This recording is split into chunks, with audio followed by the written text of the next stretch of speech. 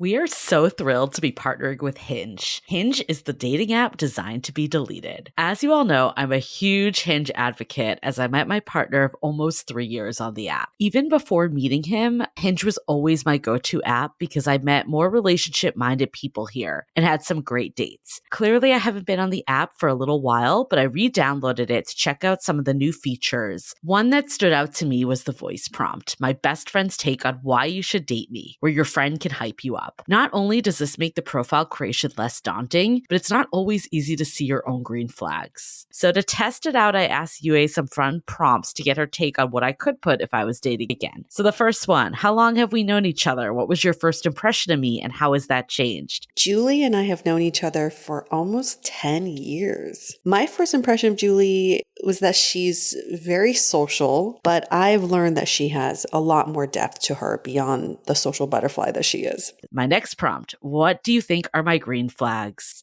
I would say she's deeply loyal. She believes in love, curious mindset, and she is fearlessly ambitious. And then last but not least, what kind of friend am I? Julie is the kind of friend who will always have your back, no matter what. Damn, that feels nice to hear. So download Hinge and try voice prompts today. Then find someone worth deleting the app for. I was so excited to get my shipment from Last Bottle Wines in the mail the other day, full of incredible red wines, all from Napa Valley. I love wine tasting, so having this to my door couldn't be happier. Also, couldn't be more excited that today's episode is brought to you by Last Bottle Wines. If you don't know already, they're a Napa-based online wine shop with a twist. They offer just one handpicked wine per day until it sells out, and they're always at incredible prices. We're talking 30 to 70% off retail. And the best part is that there's no subscriptions, no fees, and no minimum purchase. And I could not be more excited to bring this offer right now because they're having a marathon sale, which is coming up March 28th and 29th. Even better, we're offering Dateable listeners 10% off your first order with code DATEABLE. So if you are a wine lover like me, this is a great time to join. And did I mention that shipping is 100% free? So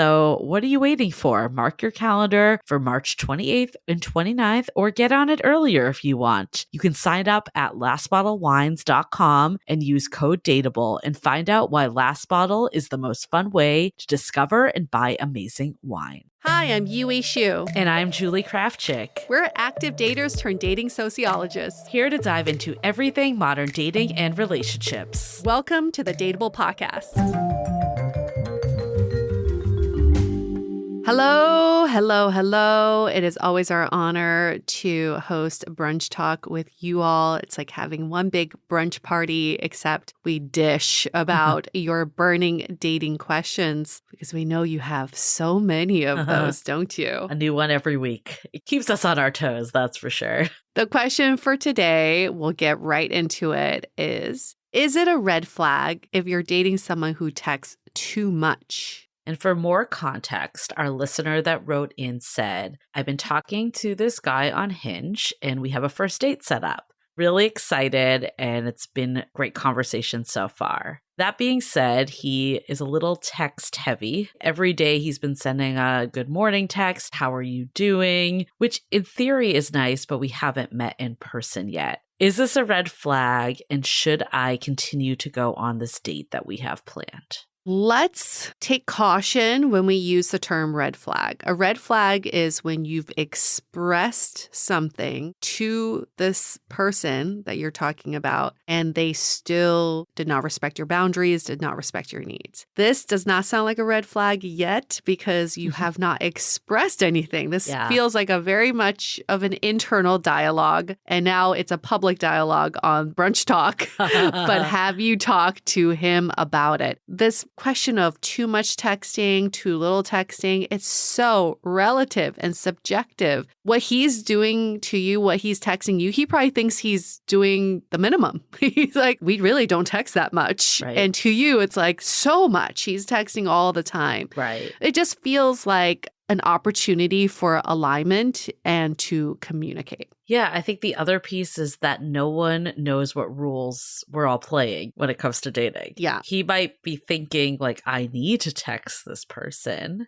this is how you date. This is what I need to do to show I'm interested. Yeah. And you're like, please stop doing this. It's too much. Stop. And I feel it's hard because it's like you can't win sometimes, right? For some person, you're not texting enough. For another person, it's too much. So ultimately, you need to just talk and realize what is it that's natural for both of you and what is that middle ground. That being said, I don't think you need this conversation right now because you actually haven't met yet. Personally, pending you just don't get any other feelings of discomfort, check in with your body. Like, is it just, oh, I'm getting these texts and I don't know what to do with it? Or is it that I am tensing up and I feel like this isn't good for some reason?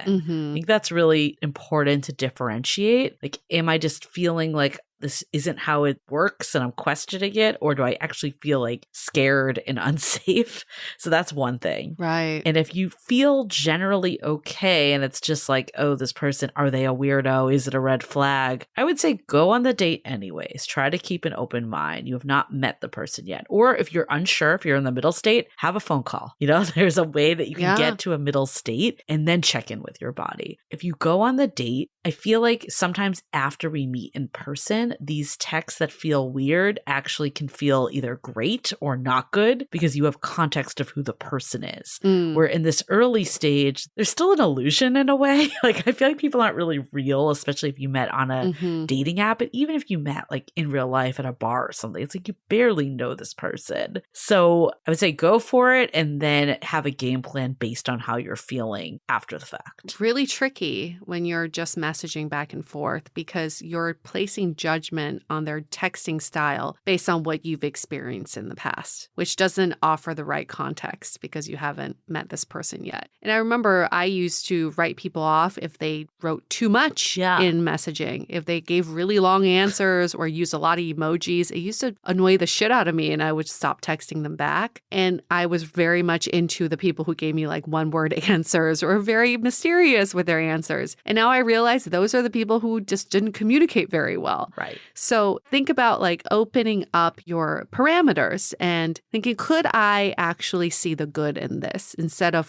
going to this person's being annoying or being needy? You can already like picture how talkative they would be in person, right? It's a different communication style. So could I be open to seeing the good intention in all of this? But putting a face with the words is so important. Yeah. Like you said, to get that context, Julie. You have no context right now. Zero. You have no context. And it's so fucking weird that if you like someone, it's like they can't text enough. Yeah. You know, it's always like they can always text more. Exactly. But if you don't like someone, even just one text a day is too much. Oh my gosh, they're so needy. I think you made a really good point that our brains fill in information. There's something wrong because they're doing this. Or this is wonderful. Like, we kind of decide which path we're going to take. Yeah. And that might not actually be indicative of the person. It's our own filling in the blanks based on our experiences or the fantasies we have, whatever it is. Yeah. It's so important that we take some of this texting stuff at face value at the beginning. Again, if you're getting like creeped out or you feel like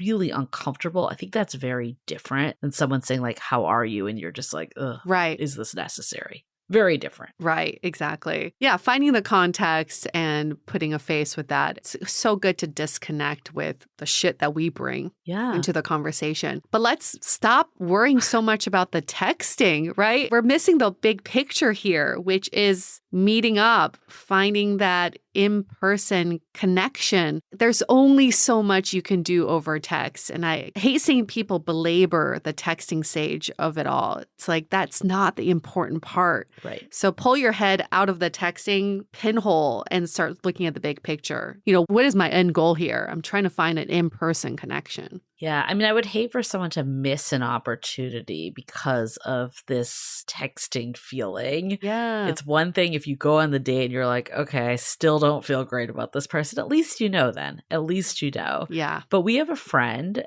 and she is now married to a copywriter. So he used to write in like full sentences with periods. And she was like, who the fuck does this? But then it's like, he's a writer, you know? That's his job. Exactly.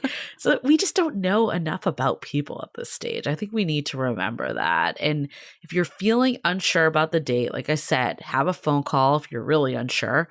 Or, you know, get a drink or a coffee or something that you have an out if you're on the edge. It still could be worth your time to go, but maybe don't commit to like a full dinner where you're stuck there for 3 hours. Probably shouldn't do that anyways. Yeah. Oh, yeah. Never do that. Just don't do that anyway. Why would you put yourself through that? Well, before we keep going, I'm curious too to hear if you've had the reverse happen where you've thought like, oh, this is like a great connection because of text that didn't pan out. But before we go there, let's take a minute to hear from some of our sponsors. This episode is sponsored by Via. We all know there are things that can help set the mood in the bedroom, but did you know a little THC could also do that? Yes, Via has developed a unique blend of pleasure-enhancing cannabinoids, libido-strengthening herbs, and a low dose of THC all into one mind-blowing gummy called High Love. This gummy, wow, it will awaken your senses, increase blood flow, and intensify any sexual experience. I've been pleasantly surprised by the High Love gummies because it is just the right amount of THC for me to have a good time without feeling sleepy. And hey, if THC is not your thing, Via also offers a wide array of other gummies without it. And everything legally ships in 50 states with discreet packaging directly to your door. So if you're over 21, you can get 15% off and a free pack of award-winning Dreams THC plus CBN sleep gummies with our exclusive code DATEABLE at viahemp.com. That's VIIAHEMP.com. Let the gummies work their magic. Head to viahemp.com and use the code DATEABLE to receive 15% off and one free sample of their Sleepy Dream gummies. That's viahemp.com and use the code DATEABLE at checkout. Take your passion and pleasure to a whole new level with High Love from Via Hemp. This episode is made possible by Badlands Pets. As you all know, Mojo, my precious baby, is the reason why I found love in the first place. He made me feel love again. So I would do anything to ensure his health and longevity. And actress Katherine Heigl and I have that in common. She's helped save over 16,000 dogs through her foundation. And after doing a ton of research, she feels there's one place we can look to improve any dog's health, and that's their food. So fortunately, she found that just by adding a few special superfoods to her dog's food, she saw huge transformations in their health.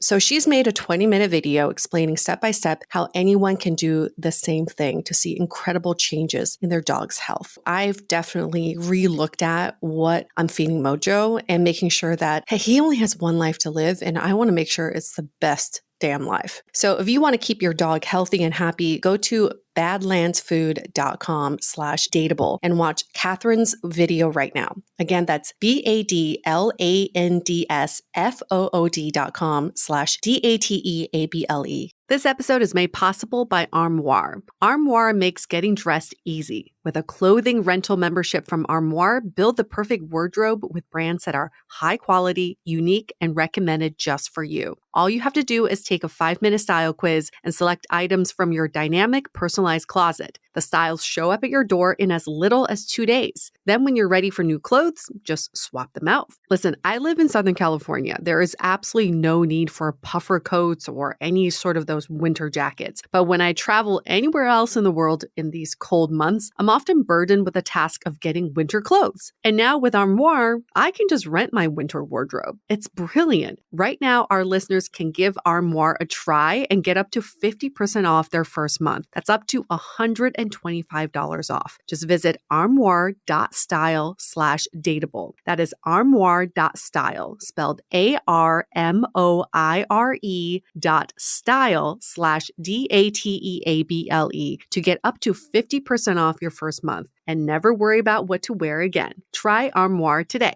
I just remember my old roommate just being like new to OkCupid. This was years ago. Enamored by this guy, like being like, I think I found the love of my life. Wow. And I was like, you should meet him first. Because like they were just very witty texts and they were just vibing that way. And then she met him, did not translate in person. Curious, have you ever had this where you actually got like good vibes from the text and then it didn't carry over? Absolutely. So many of those early online dating phases. I couldn't even believe that was the person I was meeting because they were so witty over text. And that's the point of this whole conversation is the person behind the texting is not a full representation of who they are in real life. I was also even thinking about this. Some people text on their phone, some people text from their computer. Yeah. It's like, depending on the medium, it inspires a different way of communicating. If I'm on my computer, I can write novels and I can express myself much more deeply than on my phone where it's just my thumbs. I just want to give like one word answers. So yes, I've had so many of these mismatches, which help me learn that I cannot judge a connection based on texting alone. No, I mean, I think about it in general with this whole like, online dating world. I'm very pro dating apps, as you know. I think it's a great way to meet people. Mm-hmm. Clearly, yes, there are downsides. I don't want to pretend like there aren't, but let's be honest that meeting in the wild, there's also downsides. Everywhere, there's going to be a downside. Yeah. But I think the most important thing is getting to the date and seeing how they are in person. However you meet, that's the most important. Yeah. When you're meeting through a dating app, the profile, in my opinion, is the least important. That should be like the bare minimum. Do I just feel like this person's good enough? And I know that sounds like you're settling, but it's not. No. There's no way to know. That's all you have. No. Is a 2D photo, like, and a few lines about the person. There's no way. And also, I don't know about you, but I feel like anytime I see a photo of someone, they never look the same in person. This is even outside of dating apps. Like I had a tasker help with moving, looked nothing like the photo. Just never. So I've just given up. Like as long as I'm attracted enough, as long as I'm like, this person looks good enough, I will talk to you. Then you see through the texting, can you at least carry a conversation? Am I getting any like ick feelings or like, they're sending me dick pics or something terrible, right? That you're like, no. Yeah. Then move on to the date. Like that's the only way you're ever going to know. If you stay in the profile and texting black hole forever, what are you doing? Like, what's the point of even doing this? What's the point? Yes, they should be very much filtering. I personally think unless you're getting major signs, then you don't continue. Right. Or you find ways to investigate further, like doing the extra phone call or whatever it might be. In those initial text messages too, think about you're talking to the representative of someone. And when you think about, okay, if this is like a hired representative, their PR rep, okay, who cares how long the texts are and what they're saying? This is just a representative because everybody has this representative personality when they first start texting someone. That's not their true self yet. Whatever you're putting out there probably isn't super authentic to who you are either. There's no need to judge all of that based on the texting alone. But I get that sometimes it's triggering to look at a ton of texts and being, what the fuck is wrong with this person? Do they have nothing else going on in their life? They're just texting me. So if you start having that feeling, I think it's time to look inward and ask, where's this coming from? Did an ex do this and because they were super insecure and super needy and you felt like you always had to report back to them? Is that what it's bringing up?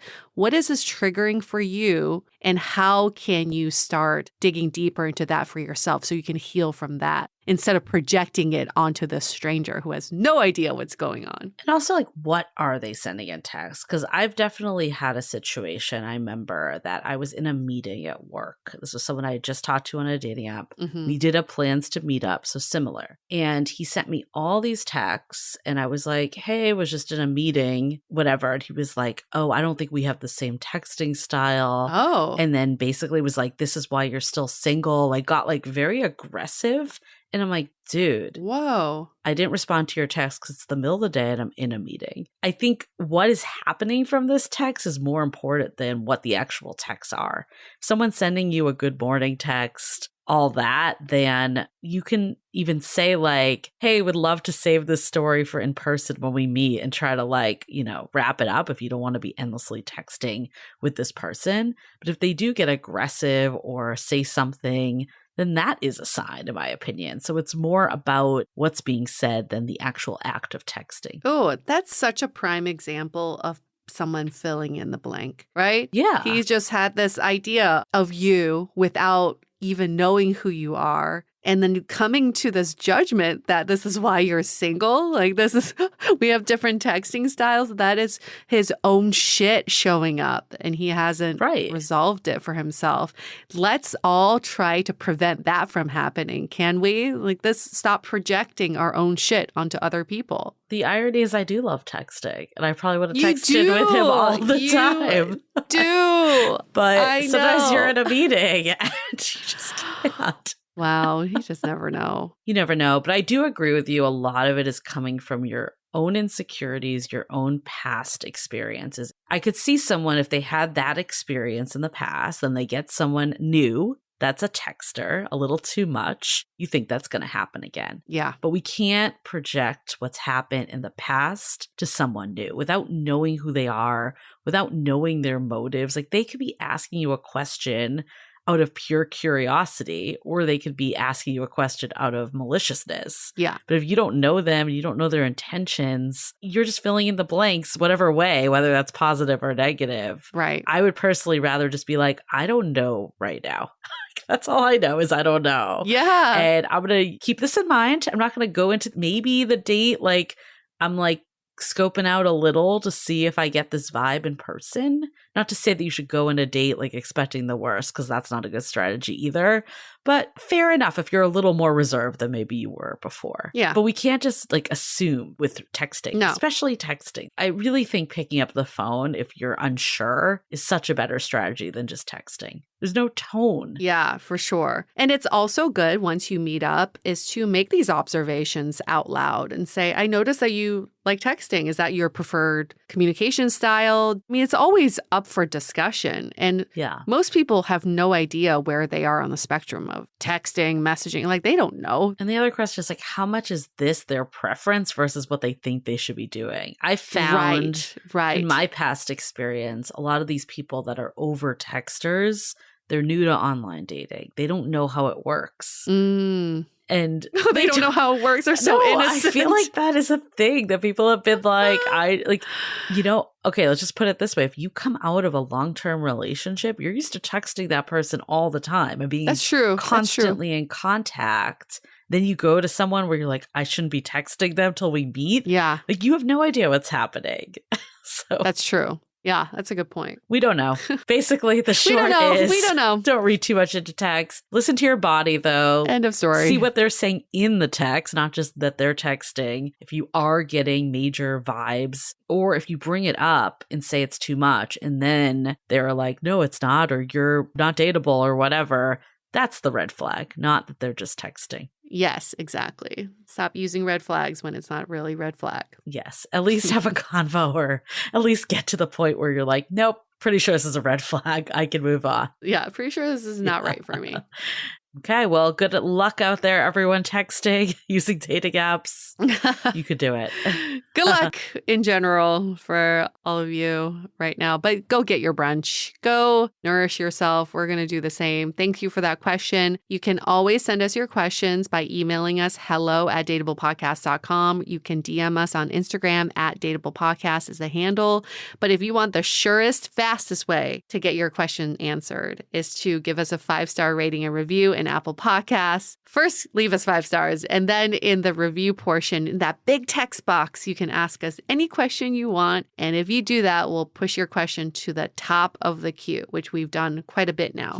So we make that promise to you. No ifs and buts about it. Okay, well, we will see you next week. Bye. The Dateable Podcast is part of the Frolic Media Network. Find more podcasts you'll love at frolic.media/podcasts. You can follow us on Instagram @dateablepodcast and visit dateablepodcast.com for access to all the episodes and our premium programs. Also, make sure to subscribe today if you haven't already on Apple Podcasts, Spotify, or your favorite podcast platform so you are the first to get all the latest episodes. And most importantly, stay dateable.